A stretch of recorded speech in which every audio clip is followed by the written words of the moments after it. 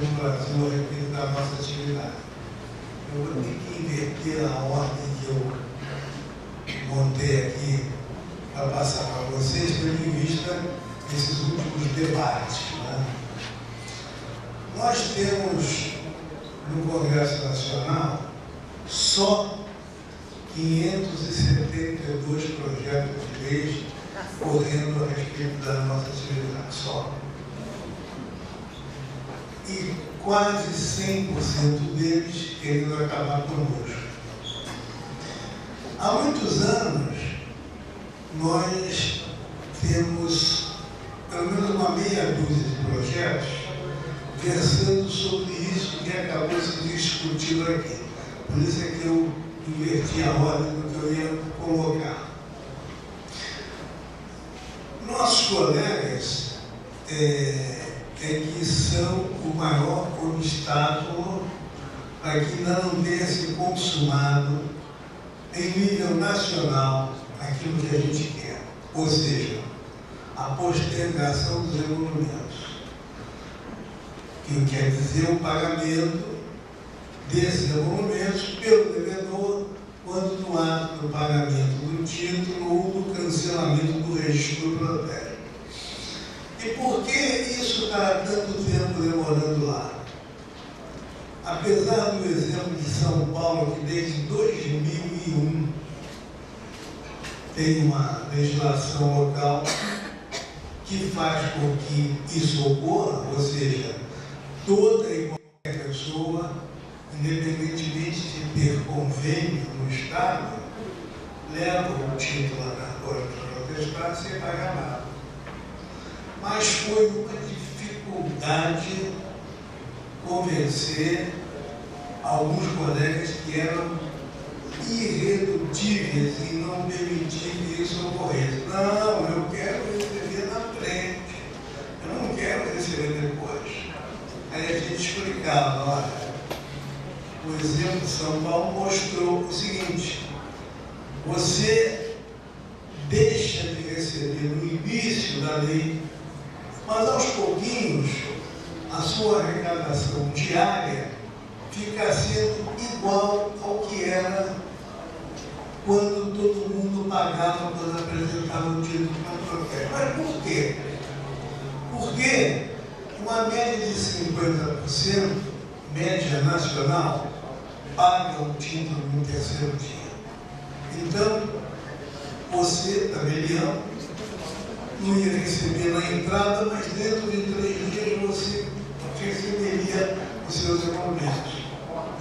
E à medida que o tempo passa, alguns meses depois, os títulos que não tivessem sido pagos no trito eram depois, posteriormente, pagos aos credores,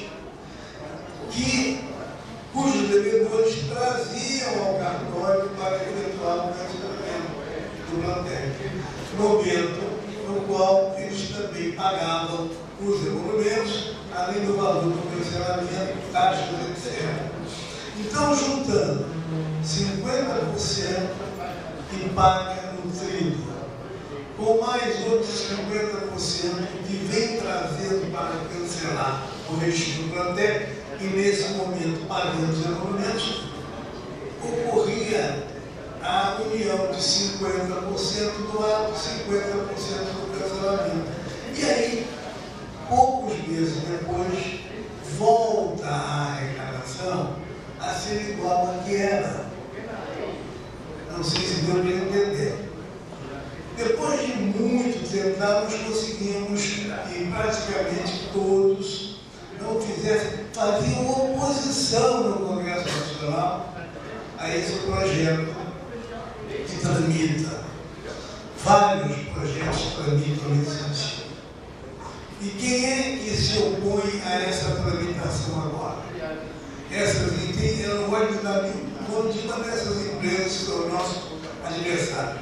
Essas empresas, comandadas pela maior, que hoje ela tem capital estrangeiro, e tem uns 10 advogados, que diariamente percorrem o Congresso Nacional para saber se tem algum projeto que possa prejudicá-los ou nos beneficiar. Então nós lutamos contra esse pessoal que nem os loucos. E tanto é importante para nós receber os desenvolvimentos só depois, que eles impedem que esses projetos se transformem em lei. Então existem vários lá dentro, tramitando, e nós também diariamente estamos lá para tentar fazer com que eles cheguem a isso. Nós temos um projeto lá, 85, que começou na Câmara dos Deputados há uns 10 anos mais ou menos. Esse projeto é aquele que obriga a essas empresas a só poderem negativar os nomes dos devedores depois de comunicá-los por AR e apenas 15 dias após a confirmação da entrega dessa comunicação, eles poderem negativar. Isso foi, como digo, mais ou menos 10 anos, nós conseguimos, no plenário da Câmara, aprovar esse projeto com 330 votos a nosso favor e 30 só contra nós. Foi uma maravilha, uma vitória espetacular, porque nós começamos a falar com os deputados que aquilo não era para nós, isso era a defesa do consumidor.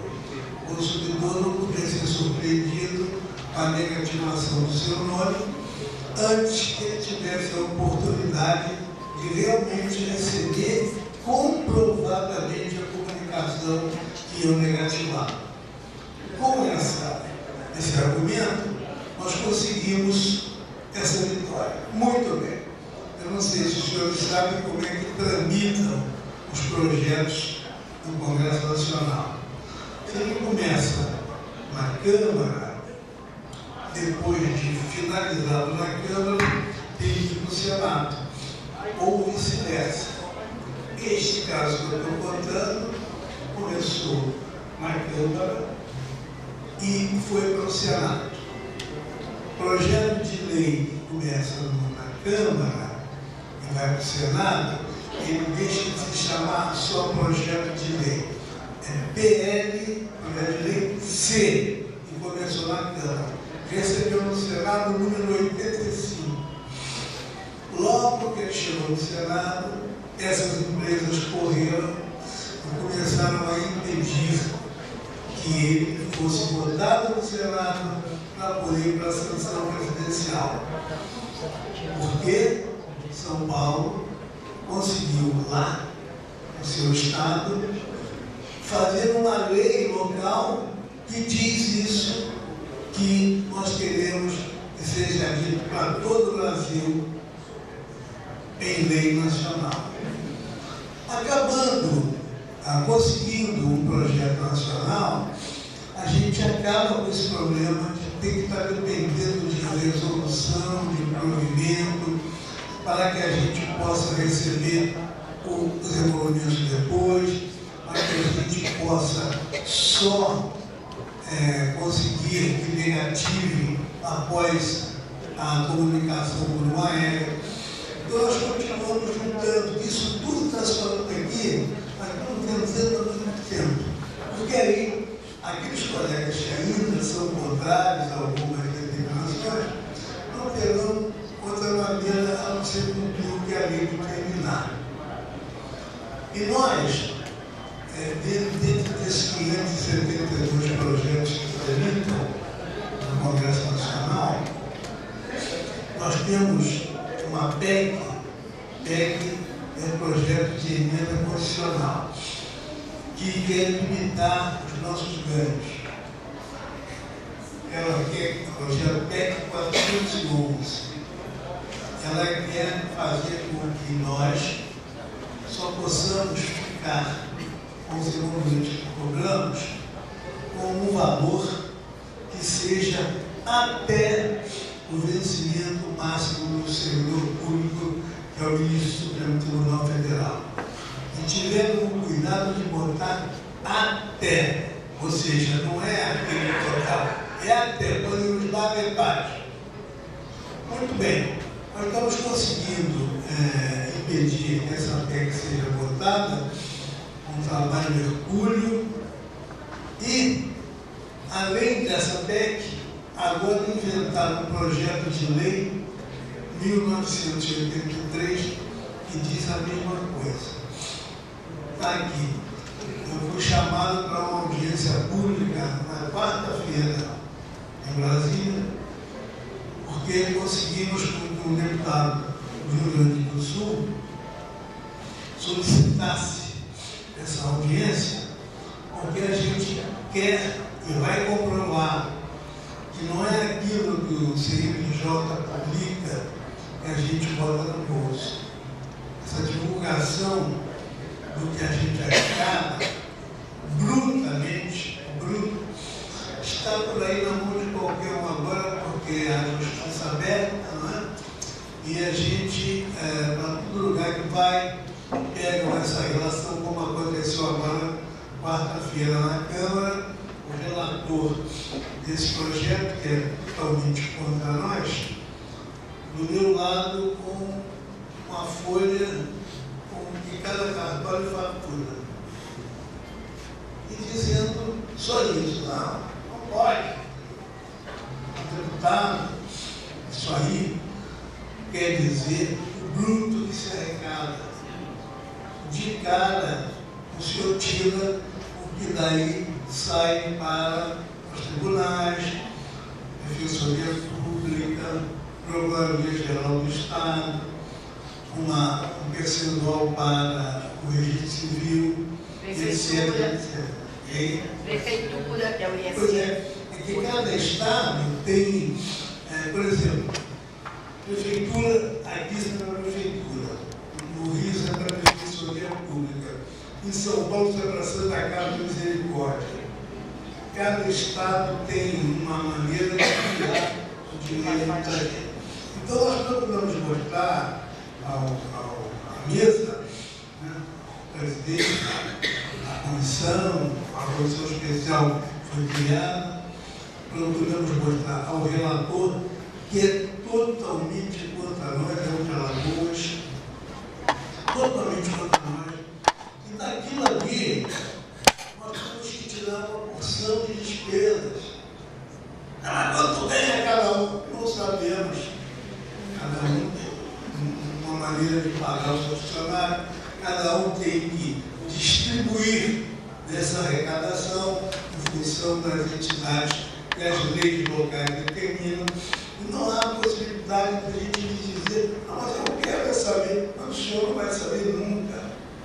O senhor não vai saber nunca, porque são 15 mil cartórios no país, né? Cada um funciona como para determinada despesa. Então, isso que nós estamos debatendo aqui, a necessidade do pagamento postergado, a necessidade de nós participarmos para esse banco de dados nosso, que desde 2003, em João Pessoa, quando se realizou o primeiro encontro de convergência, a gente veio tentando convencer a todo mundo que tem que comunicar, sim. Nós não comunicamos para essas empresas quem foi protestado, mas por que não nos comunicar para nós mesmos?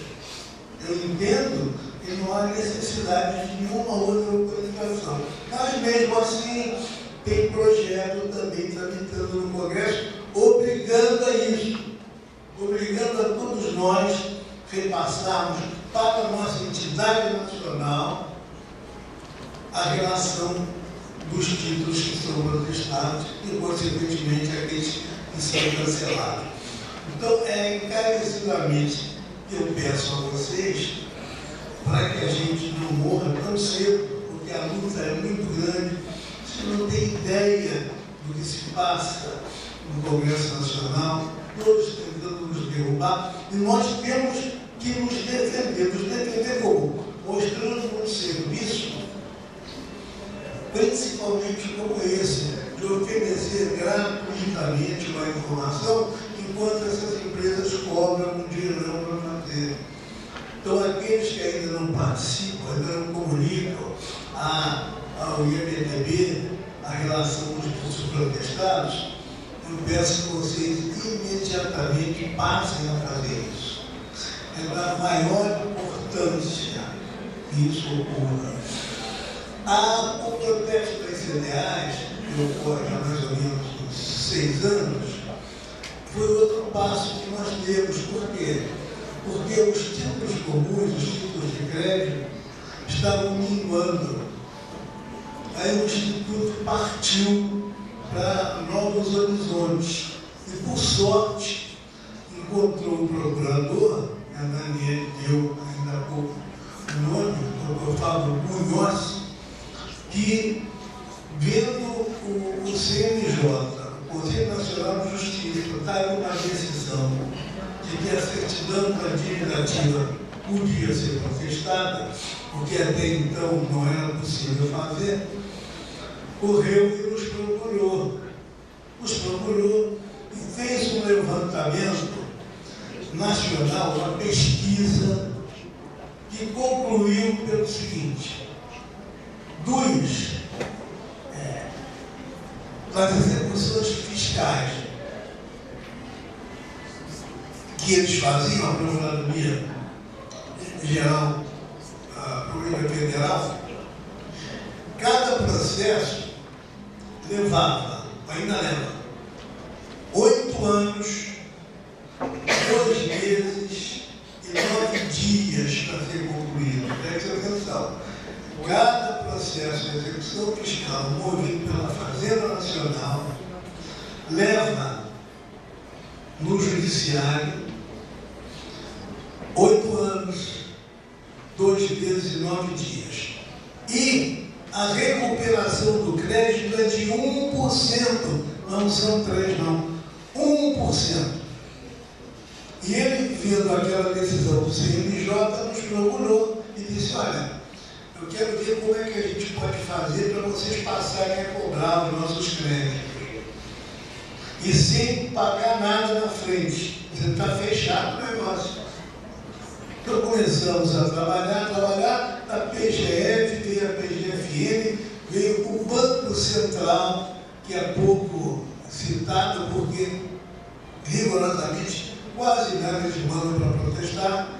E associados a essa entidade, esses órgãos públicos federais, estão começando a vir as fazendas estaduais e as municipais. Isso tudo por quê? Porque não gastam um centavo, não despendem nenhum centavo para poder mandar para nós cobrarmos isso. Então, paralelamente a isso tudo, o Instituto e a IMDB começou a se mexer para procurar dar a essa cobrança uma centralização nacional, o mesmo fazendo com a FEBRABAN, porque os bancos também já estavam querendo nos deixar, querendo fazer as negativações diretas, porque era, segundo eles entendiam, melhor para eles. Então, isso tudo que vocês estão vendo agora, essa revolução de CRA nacional, CRA nas nossas sessões, tudo isso é fruto de uma sobrevivência. Antigamente, a gente ficava no nosso trabalho esperando os títulos chegarem para protestar. Mas hoje em dia a concorrência é terrível e principalmente dessas empresas que têm um poder econômico que nós não temos. E o poder econômico equivale a dizer prestígio político. E quem tem prestígio político consegue as coisas. Nós não temos esse poder econômico e não temos esse prestígio político, mas uma meia dúzia de malucos da atividade notarial que vive dentro do Congresso Nacional é que faz com que a gente ainda não tenha realizado a missa de sétimo dia, não é? E continue sobrevivendo. Mas a gente tem que criar. A A gente tem que criar para poder sobreviver. Essa ideia do banco de dados, que eu repito, nasceu em 2003, em João Pessoa, foi difícil e ainda está sendo difícil completar. Não alcançam alguns, que é uma das nossas salvações. Nós queremos substituir essas empresas, porque quem faz uma negativação oficial somos nós. Eles são umas empresas particulares, qualquer um pode montar uma empresa dessa, basta ter uma capital. E são várias que estão agindo por aí. E ainda há pouco se falou também, a Cida, me parece, que falou que existe uma delas, que é a Boa Vista. Vou soltar o nome dessa aqui, que não vai fazer mal. A Boa Vista, ela está agora tentando fazer um convencimento nacional. Eu estou com o expediente que eles me mandaram aqui agora, para que só efetue o pagamento dos emolumentos relativos às relações uma vez por mês. Uma vez por mês. Isso vai ser colocado agora segunda-feira, numa reunião nacional que a gente vai ter em São Paulo. Eu estou levando essa colocação deles. É claro que não devemos aceitar, não é? Mas eles estão, o perigo é maior do que a gente pensa. Alguns anos atrás, não sei se aqui no Pará, eles tinham 4 dessas empresas que pegavam essas relações. 4. Aí, o que eles estão fazendo? Eles combinam entre si e estão lá. Você vai pegar lá no Pará, você pega em São Paulo, eu não vou pegar. Eu pego em outros estados, dou para você aqui, eu pego e você dá as coisas para mim. E essa, me parece, que é a tentativa que essa Boa Vista está querendo fazer agora. Aqui você compra quantas entidades? Duas, Boa Vista e Ceará. Então, compartilhar as informações. Apesar da lei dizer que eles não podem passar para outros na relação que apanham, eles vivem entre si e criaram agora uma entidade única que representa todos eles. E eles infringem a lei, porque a lei diz que é interna a coisa, né? A informação, ela é para efeito interno, ela não é expedida para outras, para entes estranhos. Exatamente. Mas eles fazem, eles ignoram a lei e passam um para os outros e trocam figurinha, né? Eu pago no Pará, você paga em São Paulo, eu pago no Amazonas, eu troco a figurinha. E é isso que essa Boa Vista parece que está querendo fazer agora.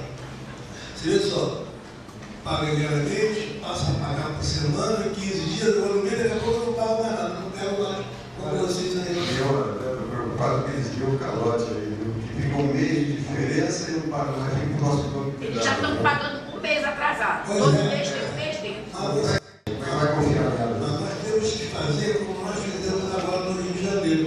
Estavam 21 dias sem pagar. Eu falei, olha, se não pagar em 3 dias, vamos suspender. Ainda podemos fazer isso. Eles aí correram, botaram e disseram, não dá, em uma semana nós pagamos tudo. Aí botaram no